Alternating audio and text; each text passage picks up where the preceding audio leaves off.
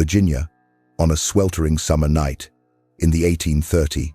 Across the endless cotton fields, the darkness swallowed every sound except for the buzz of insects and the quickened breaths of a small group moving silently through the night.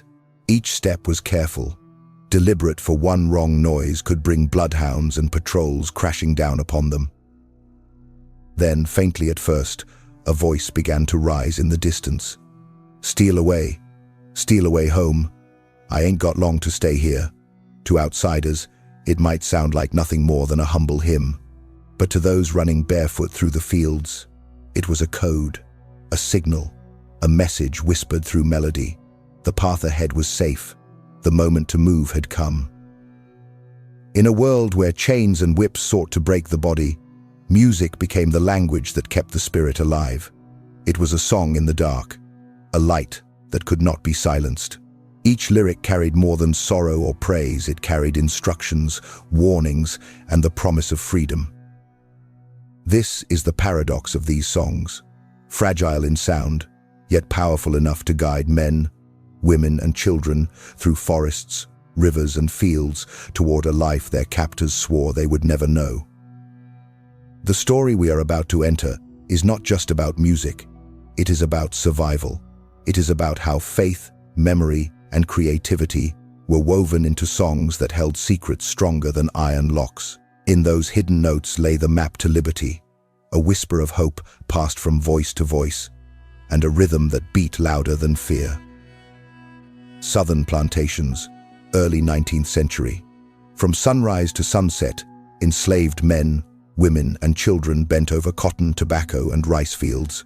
The air was thick with heat, dust, and the constant sting of the overseer's whip. Families were torn apart at the auction block, mothers separated from their children, husbands sold away from their wives. For the enslaved, life was not measured in years but in days of toil, nights of fear, and fleeting moments of hope. In this world of relentless labor, music became both a necessity and a mystery. Overseers often mistook it for harmless singing, believing it kept the workers moving in rhythm. But for the enslaved, those songs carried something much deeper. They were a release for sorrow, a reminder of identity, and often a shield of coded meaning. A melody hummed in the field might sound like lament to outsiders, but within the community, it could carry layers of instruction or encouragement. These songs were rooted in memory. Echoes of African rhythms and chants carried across the Atlantic, mingled with the language of Christian hymns taught by missionaries and masters. What emerged was something new, the spiritual. These were not just church songs, they were lifelines. Lyrics spoke of crossing rivers, of heavenly homes, of deliverance from bondage.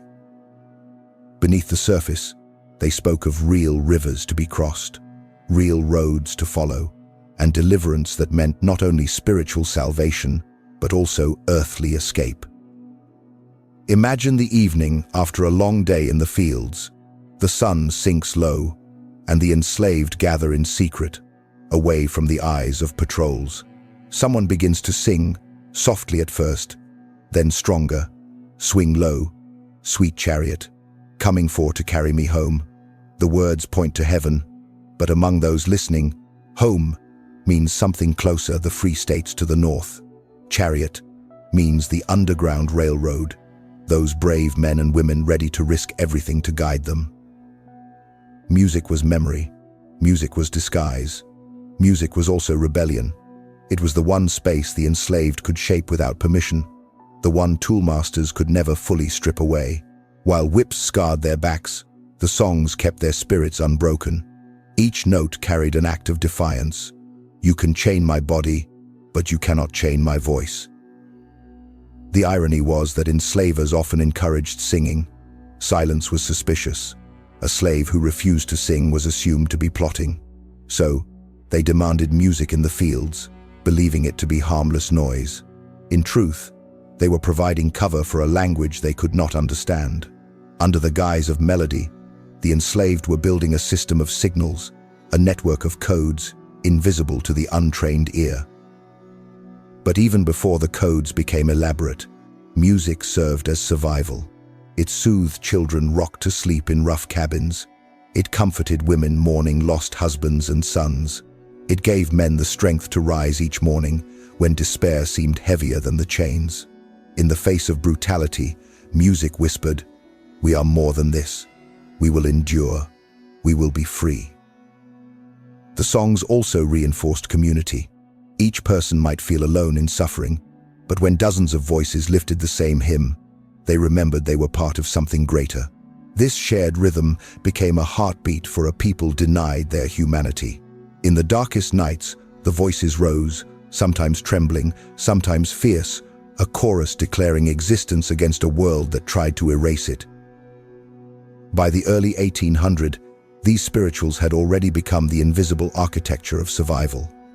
Every melody held double edges, worship for the soul and instruction for the body. For the enslaved, to sing was to breathe, to remember, and to resist. As the decades moved forward, these songs would take on sharper meanings. They would not remain only as laments or prayers. They would become tools, codes, and weapons guiding feet through swamps, pointing eyes to the stars, and carrying entire families toward freedom. But even in their earliest form, they were already a song in the dark, a light no master could extinguish. Virginia and the Deep South, 1820 and 1830. By this time, the spiritual was no longer only a cry of pain or a prayer of endurance. It had become something more, a hidden map stitched into sound, a survival code passed through melody. To the masters, these were harmless hymns, reminders that their slaves were pious and obedient. To the enslaved, they were signals whispered in plain sight, a language of escape. One of the most famous examples was "Follow the Drinking Gourd." On the surface, it spoke of an old man showing people how to find their way home, but within its lines lay detailed directions. The drinking gourd was not a bucket, or well, it was the Big Dipper constellation, its handle pointing to the North Star. To follow the gourd was to follow freedom, step by step, night after night, until the Ohio River or the safe houses of abolitionists appeared.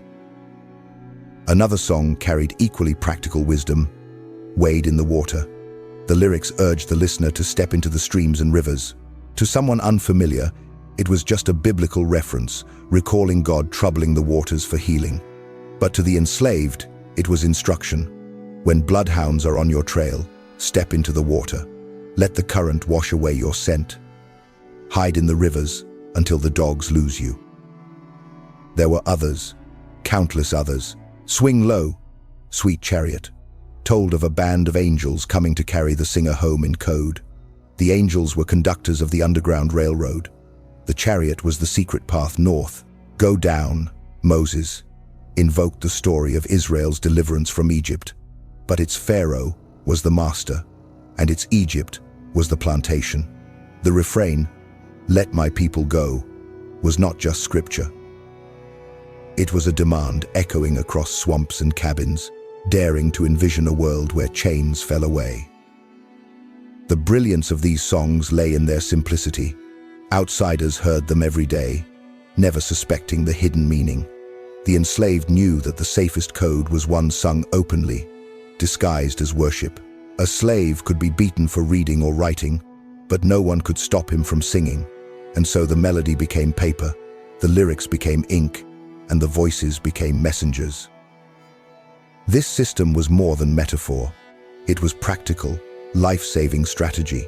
Imagine a plantation where whispers of escape begin to stir. The danger of speaking openly is too great. Instead, someone begins to sing while working in the field. "Wade in the water, children." The others join in, voices rising together. But the meaning is clear. The escape must pass through the river.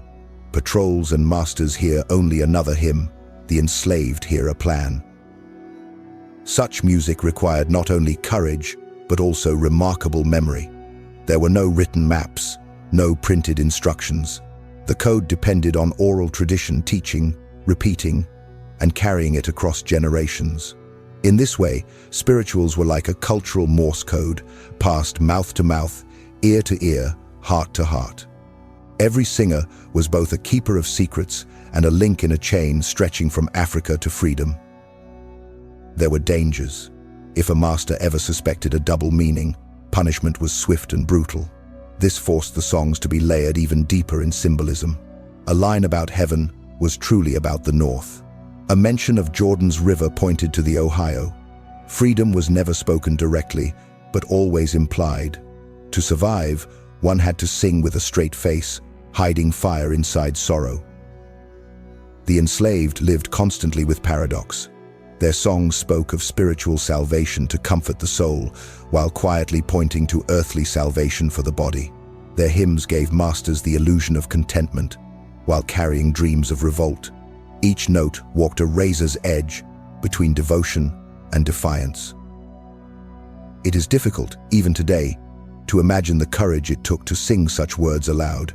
Every performance was an act of risk, but it was also an act of hope, for the singer knew that someone listening might remember, might decode, and might one day follow the drinking gourd into the night.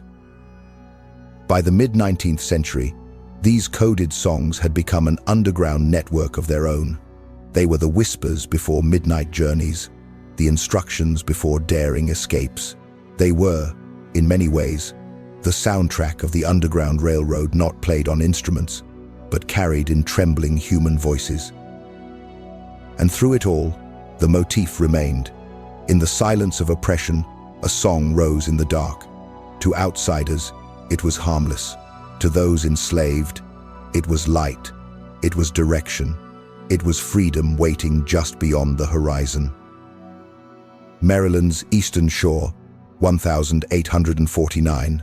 A young woman named Harriet Tubman slipped into the night, her heart pounding as she made her first escape from bondage. The marshes were thick, the air damp, the patrols watchful. Yet Tubman reached freedom. Most people would have fled and never returned. But for Harriet, freedom alone was not enough. She went back, again and again.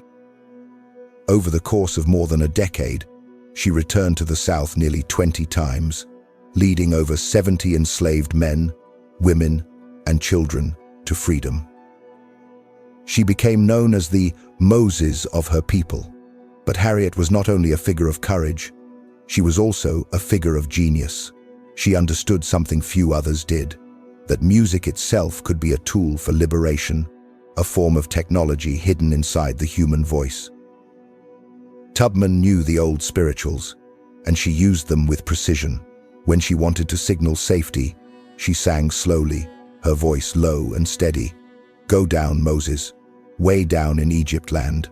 Those around her knew it meant the path was clear. But if danger approached, she would quicken the pace, turning the same song into a warning. To an outsider, it was simply a slave woman singing a hymn. To her people, it was a coded alarm system. Songs became her instruments, just as much as the North Star or the safe houses of Quaker abolitionists.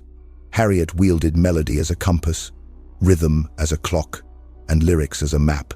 Through music, she could calm frightened children, communicate across distances without raising suspicion, and signal changes in the plan instantly. Consider the brilliance of this system. No paper, no ink, no wires. Just the human voice, untraceable, undeniable. Tubman had transformed the oldest human art into a liberation technology. She was not merely guiding her people. She was conducting an orchestra of survival, where each note held the difference between capture and freedom. Her work on the Underground Railroad required unshakable courage. Every journey north was a gamble with death. Bounties were placed on her head. Slave catchers lurked in woods and towns, waiting to drag fugitives back into chains. But Harriet pressed forward, carrying a revolver for protection and a Bible for strength. She was guided, she said, by visions from God, dreams and inner voices that told her when to move, when to hide, when to wait. And always, she sang. She sang to distract, she sang to inspire, she sang to direct. Her voice cut through the night air like a beacon. The enslaved who followed her could trust the song even when they could not see the path. Tubman's leadership was not just tactical, It was spiritual. She fused the sacred with the practical until the two were indistinguishable. Harriet's genius reminds us that music was never just background noise. For the enslaved, it was architecture. It built bridges where none could be seen. It drew maps across rivers and swamps. It encoded warnings, hopes, and strategies into lines of melody that could travel farther and faster than any whisper. Tubman simply refined this art to its sharpest point, wielding it with mastery. Her story also underscores the resilience of a people denied every material resource. They had no weapons of war, no armies, no written charts. Yet, through song, they created a system stronger than chains, smarter than patrols, and impossible to fully silence. This was creativity, born from desperation, but it was also evidence of a profound human truth, that imagination is itself a weapon, and song is its voice. By the time the Civil War erupted in 1861, Tubman had already become a legend. But even then, her music did not fade. She worked as a spy, scout, and nurse for the Union Army, still using her voice as signal and comfort. Soldiers remembered her hymns, the way they steadied hearts before battle. For Harriet, song and struggle were one and the same. Today, when we remember Harriet Tubman, we often picture her leading fugitives through the woods, lantern in hand. That image is true, but incomplete. For alongside the lantern, she carried songs. And those songs were not just hymns, they were passwords, maps, and battle cries sung under the stars. Her legacy reminds us that music is not passive. It is active, alive, and dangerous to tyrants. Harriet Tubman showed the world that a voice could be sharper than a blade, more enduring than a wall, and strong enough to open a path to freedom. So when we think of Tubman as the Moses of her people, let us also remember, she was the engineer of a living code, the conductor of a hidden orchestra, and the one who turned music itself into a revolutionary tool. She proved that a song sung in the dark could move people through the night and into the dawn of freedom. The American South, mid-19th century. Beyond the grand stories of Harriet Tubman and the Underground Railroad, countless smaller escapes were carried on the wings of song. These were the quiet victories. Families slipping away under starlight, children whispering melodies in play, elders passing down words like secret keys.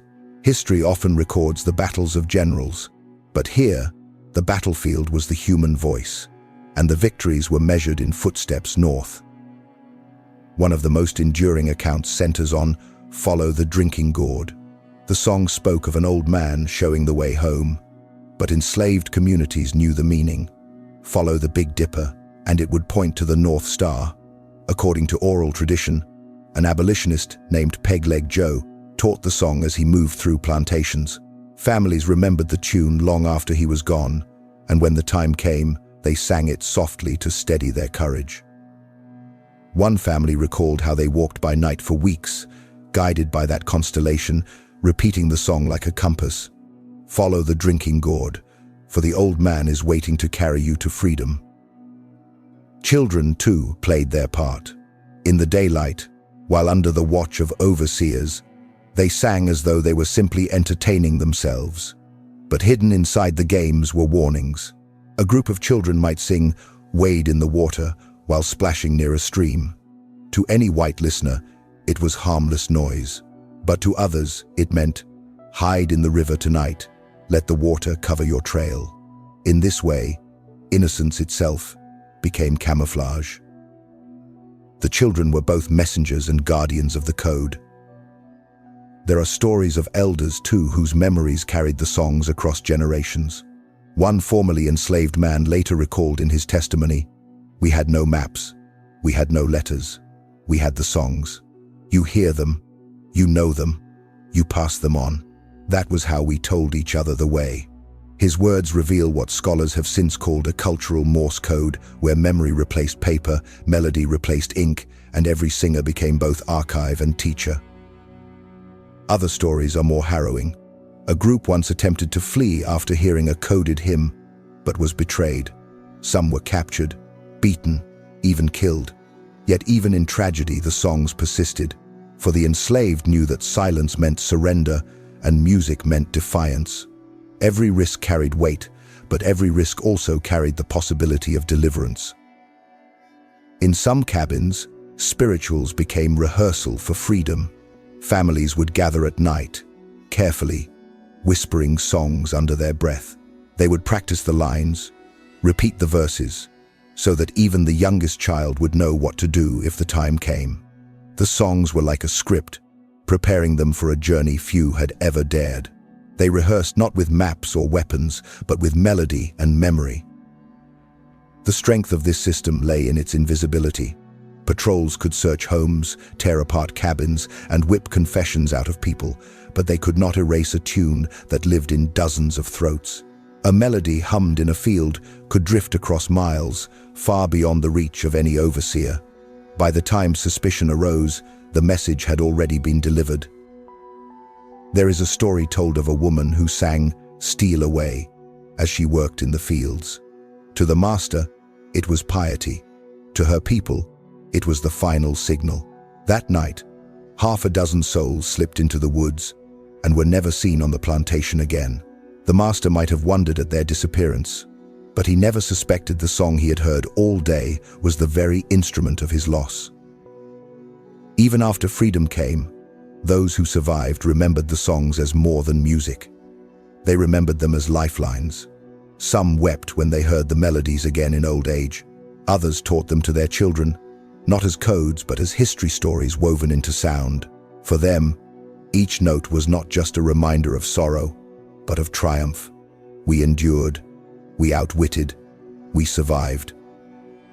The danger, the risk, the courage, all of it was wrapped inside the act of singing. To hum a line might be to declare rebellion. To sing a verse might be to open a door to the north. And to lift one's voice in chorus was to defy silence itself. These real stories remind us that music was not background, it was frontline. It was the network of resistance that made the Underground Railroad possible, the invisible threads binding together a people who refused to be broken. So when we hear the echoes of those songs today, we must listen carefully. Behind the beauty lies strategy. Behind the sorrow lies courage. Behind every refrain lies a roadmap written not on paper, but in the very breath of a people who would not surrender their dream of freedom. 1791, Haiti. Long before the American Civil War, the flames of freedom had already erupted in the Caribbean. The Haitian Revolution, led by enslaved men and women who rose against French rule, shook the Western world. Word of their victory traveled across oceans, carried by whispers, sailors, and traders. In the American South, enslaved people heard these stories and drew hope. Songs began to take on a sharper edge. If Haiti could rise, then maybe freedom was not impossible. 1831, Southampton County, Virginia. Nat Turner's rebellion erupted in late August. Turner, a preacher and visionary, believed God had called him to strike down slavery with sword and fire. His uprising left more than 50 whites dead and brought brutal retribution. Yet behind the bloodshed was something deeper, the recognition that even in the heart of terror, resistance lived. Songs sung before and after Turner's rebellion were saturated with urgency. Spirituals like "Go Down, Moses" gained force, echoing his cry, "Let my people go." 1840, the rise of the Underground Railroad. Networks of safe houses expanded across the South and into the North. Abolitionists risked everything to shelter fugitives, while free black communities provided funds, food, and guidance. In this web of secrecy, songs became the glue. A melody could pass through fields without leaving evidence. A tune could spread faster than a letter, and every voice that carried it became part of the railroad itself. 1849, Maryland. Harriet Tubman's escape marked a turning point. Her use of songs as coded communication showed the precision with which music could be weaponized. Tubman's story proved that the spirituals were not accidents or coincidences. They were intentional, carefully used, and trusted tools for liberation. 1850. The nation divides. Tensions between North and South sharpened. The Fugitive Slave Act of 1850 meant that even in the North, freedom was fragile. Slave catchers hunted fugitives across state lines, yet the songs endured, growing louder in the darkness. Steal Away became more than a hymn. It was a declaration that the enslaved would not quietly submit to captivity, no matter how far the law extended. 1861. The Civil War begins. The firing on Fort Sumter ignited the conflict. Suddenly, the question of slavery could no longer be ignored. Black men joined the Union Army, and with them, they carried their songs. The melodies once whispered in cabins and fields now rang out in camps and battlefields. Soldiers marched to rhythms born in bondage, and spirituals became anthems of both survival and victory. 1863.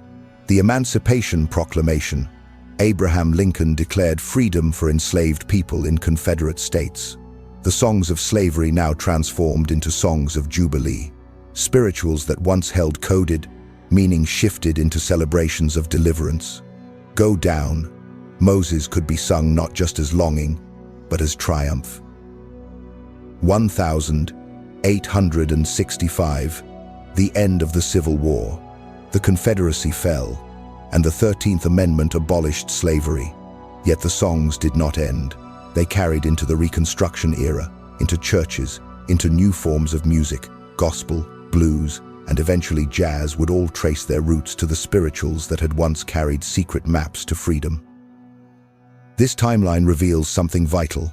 The songs were never separate from history. They were history.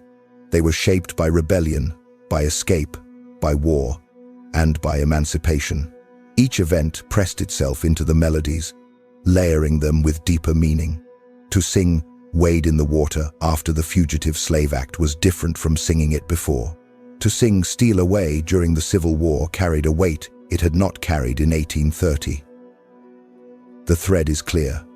From Haiti to Nat Turner, from Tubman to the Civil War, the spirituals were the heartbeat of resistance.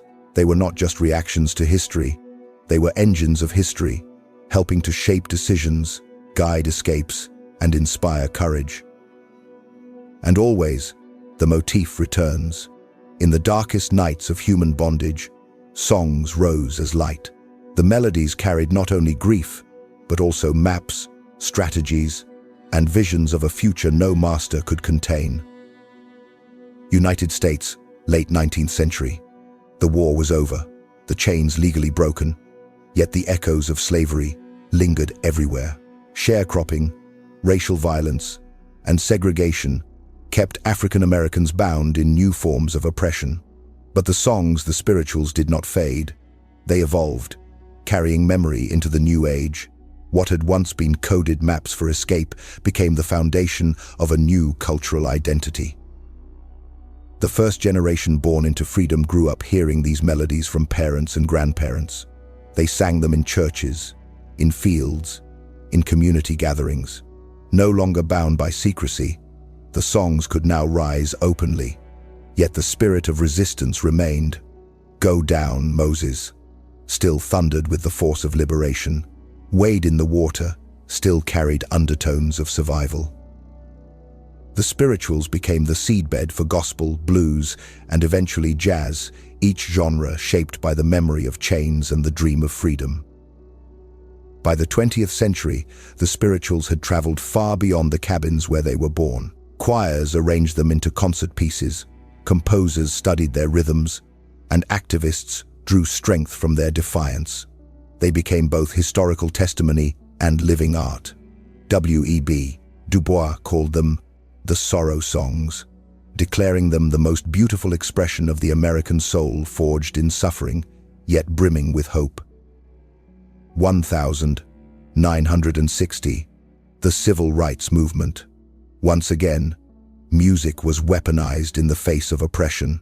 When marchers filled the streets of Montgomery or crossed the bridge at Selma, they did not march in silence. They sang. Spirituals like "We Shall Overcome" became the anthem of a new generation's struggle.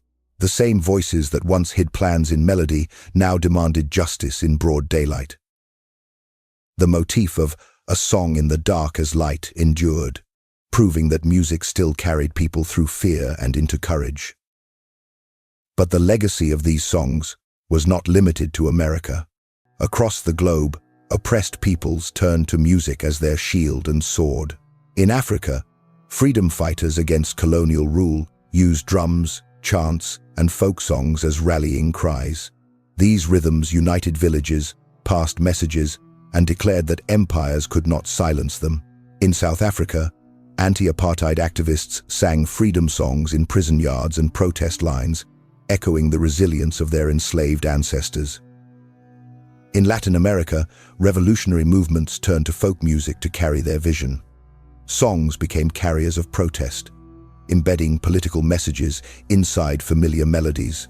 Just as the enslaved once hid their codes in hymns, campesinos in Chile, Mexico, and elsewhere hid their dissent inside guitar chords and traditional ballads. Music traveled across mountains and borders faster than pamphlets could be printed, just as it once traveled through fields and swamps faster than whispers could spread. The comparison is striking. Wherever humans have been denied freedom, music has risen as resistance. It is the one weapon that requires no forge, no powder, no steel. It lives in the throat, in the hands, in the memory. It can be beaten, but it cannot be destroyed. The spirituals of the American South belong to this larger family of survival songs, voices that carried people through fire and left echoes for future generations. The legacy also endures in the way these songs remind us of creativity in the face of despair. The enslaved had nothing, no property, no safety, no right even to their own families. Yet from that nothing, they created something indestructible. They built a musical tradition so rich that it became the root of nearly every major American genre. Blues, jazz, gospel, rock, soul, hip-hop, all trace their ancestry to the sorrow songs. What began as whispers of survival became the soundtrack of the modern world. And even today, when those spirituals are sung in concert halls or churches, their deeper meanings remain. They are not relics, they are reminders. Each time the notes rise, they carry with them the memory of the men and women who sang in the fields, the mothers who rocked children to sleep with coded lullabies, the fathers who hummed maps into the night. To sing them is to honor not just art, but history, a history of chains broken not only by law, but by song. The global comparisons widen the frame, but the truth is the same. Music is the language of survival. In Haiti's revolution, in Africa's struggle, in Latin America's fight for dignity, and in America's long road from slavery to civil rights, the pattern holds. Where oppression tries to silence, song becomes the echo that refuses to die. And so, the legacy of the spirituals is not confined to one people or one land. It belongs to every oppressed soul who has ever found strength in melody. It belongs to every voice that has ever dared to rise against silence. It belongs to the human story itself, the story of how we survive the dark by singing ourselves toward the light. United States, the 21st century. Nearly 2 centuries have passed since enslaved men and women whispered coded messages into their songs. The fields have changed, the laws have changed, but the echoes remain. When we listen to those spirituals today, we are not simply hearing music, we are hearing testimony. We are hearing courage wrapped in melody, resistance disguised as worship, and survival carried from generation to generation. It is easy to forget that these were not just hymns sung in sorrow. They were instructions, they were warnings, they were maps. Without them, many would never have found their way north, never have crossed the rivers, never have seen the stars as guides. The songs were not decoration, they were lifelines. To call them art is true, but incomplete.